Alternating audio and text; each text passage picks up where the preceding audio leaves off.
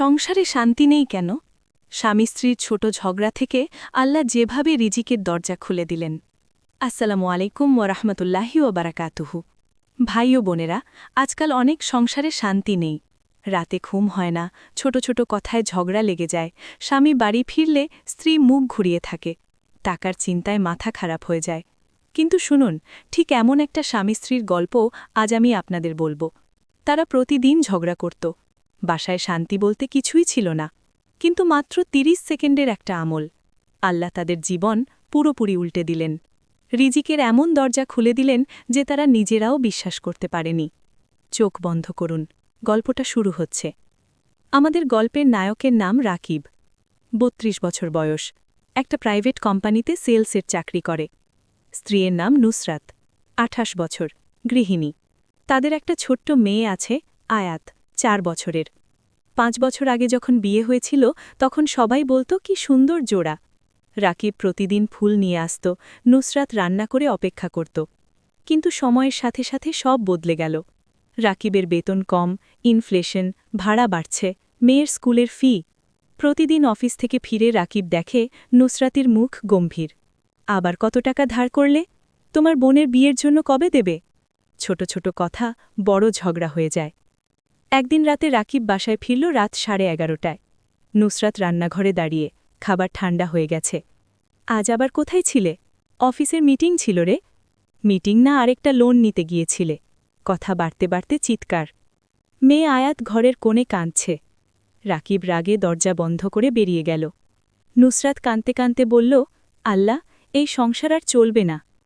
পরের কয়েক সপ্তাহ একই অবস্থা। রাকিব রাতে ঘুমাতে পারে না, নুসরাত খাওয়া ছেড়ে দিয়েছে, বাসায় শান্তি নেই, বারাকা নেই, রিজিক তো দূরের কথা। তখন রমজান মাস, ২০২৬। এক রাতে নুসরাত ইউটিউবে একটা শর্টস দেখল। টাইটেল, ঘুমানোর আগে ৩০ সেকেন্ডের ইস্তেগফার। সে শুনল রাসূলুল্লাহ সাল্লাল্লাহু আলাইহি ওয়াসাল্লাম বলেছেন, যে ব্যক্তি প্রতিদিন ১০০ বার ইস্তেগফার করে আল্লাহ তার সব গুনাহ মাফ করেন এবং তার রিজিকে বরকত দেন। নুসরাত ভাবল, চেষ্টা করে দেখি। সেদিন রাতে সে বিছানায় শুয়ে চোখ বন্ধ করে বলল, আস্তাগফিরুল্লাহ, আস্তাগফিরুল্লাহ, আস্তাগফিরুল্লাহ। মাত্র ৩০ সেকেন্ড। পরের দিন সে রাকিবকে বলল, আজ থেকে আমরা দুজনেই ঘুমানোর আগে এটা করব, একসাথে।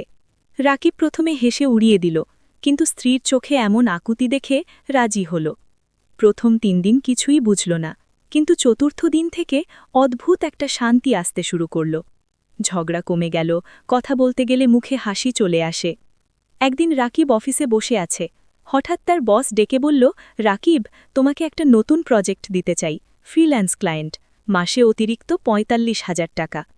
রাকিব অবাক, এই ক্লায়েন্ট তো আগে কখনো তার সাথে কথা বলেনি। ঠিক সেদিনই নুসরাতের মামা ফোন করে বলল, মা, তোমার জন্য একটা জমির কাগজপত্র তৈরি করছি, তোমাদের নামে দিয়ে দিচ্ছি। রাতে দুজনে বসে কাঁদল। রাকিব বলল, নুসরাত, আমরা তো কোনো বড় আমল করিনি, শুধু ৩০ সেকেন্ড ইস্তেগফার আর সবর করেছি। নুসরাত বলল, আল্লাহর রহমত, সবর আর ইস্তেগফার, এটাই আমাদের রিজিকের চাবি হয়ে গেছে। সংসারে শান্তি চাইলে প্রথমে নিজের জিভ নিয়ন্ত্রণ করো, ঘুমানোর আগে ৩০ সেকেন্ড ইস্তেগফার করো, আল্লাহ রিজিকে বরকত দেন।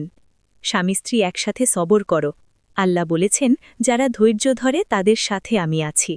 ছোট ছোট দোয়া পড়ো, রব্বানা আতিনা ফিদ্দুনিয়া হাসানাতান ওয়াফিল আখিরাতি হাসানাতান। বিশ্বাস রাখো, আল্লাহ তোমার রিজিক এমন জায়গা থেকে দেবেন যেখান থেকে তুমি আশাই করনি। ভাই ও বোনেরা, আজ থেকেই শুরু করুন।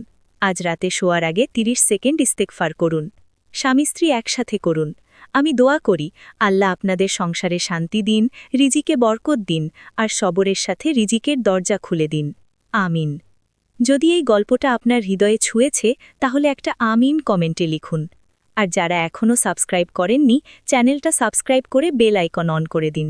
পরের ভিডিওতে দেখা হবে ইনশাআল্লাহ। আল্লাহ হাফেজ। আসসালামু আলাইকুম ওরহমতুল্লাহি ওবরাকাতুহু।